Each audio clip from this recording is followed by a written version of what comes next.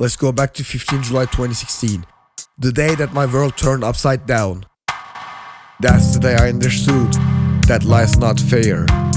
Since that day, police has been on our tail.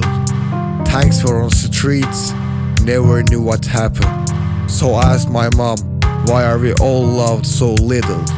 Hearts are being torn, tears are dropping. How can I love you like that when people be hating? You took 5 years out of me and I want them back. More importantly, you took 5 years out of some little brats. Never understood how you can sleep with baby Sams coming out of your prisons. But quite frankly, that's how you live under the dictators. Okay, I saved myself, and that's pretty cool. But what's gonna happen with people that's being tortured? People are behind bars just because they spoke. Being called a terrorist is never a good way to grow. There are millions of children who's being called a terrorist that has nothing to do with a bomb.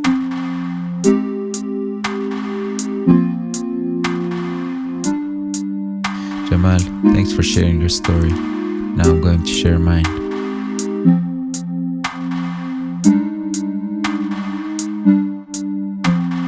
When I was 8 years old, there was this guy named Hawar. 18, very nice guy. We used to play games all night.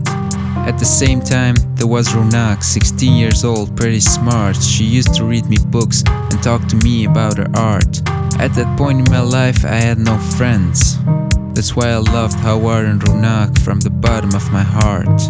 5 years later, these two got married. God gave him a son, they named him Jian because it became their life. There was mutual love, a wonderful family of 3. I loved them too. I did for Jian what his parents did for me. Jian was tough, though kind of full of compassion. He helped people, but said no to unjustified suppression. His parents raised him well, a fighter, a leader. Things were going good, but now sit down and listen.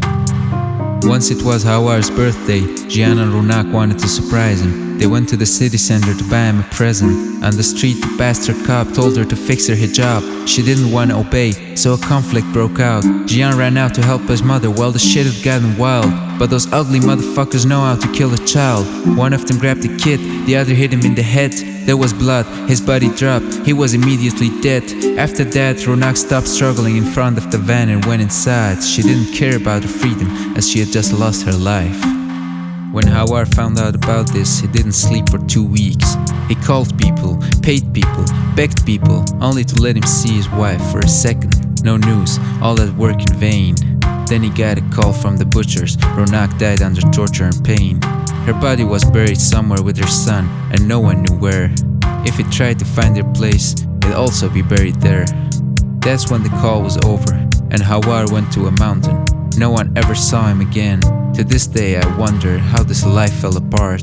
I imagine their graves, with no names, no flowers, no visitors, no prayers. And I ask myself, where are we going?